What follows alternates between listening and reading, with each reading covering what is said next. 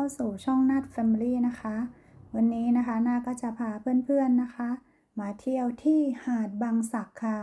ซึ่งหาดบางสักตั้งอยู่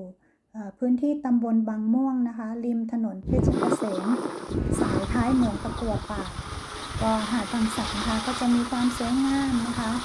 หาดก็จะเป็นหาดทรายขาวสีสวยมากๆเลยนะคะแล้วก็น้ำทะเลนะคะก็สีสวยค่ะสีเป็นสีฟ้าครามเลยนะคะที่นี่ก็จะมีนักท่องเที่ยวนะคะมาให้ความสนใจในการเล่นน้ำนะคะแต่ว่าคลื่นก็ค่อนข้างที่จะแรงแล้วก็สูงนิดนึงนะคะเวลาเพื่อนๆลงเล่นน้ำก็ใช้ความระมัดระวังนิดนึงนะคะริมหาดก็จะมีร้านอาหารนะคะให้เราได้เลือกสรรนะคะสามารถมานั่งทานอาหารนะคะแล้วก็ชมบรรยากาศของทะเลไปด้วยนะคะก็ฝากนะคะหาดบางสักอีกหนึ่งสถานที่ท่องเที่ยวนะคะของจังหวัดพังงาไว้กับท่านผู้ชมผู้ฟังด้วยค่ะ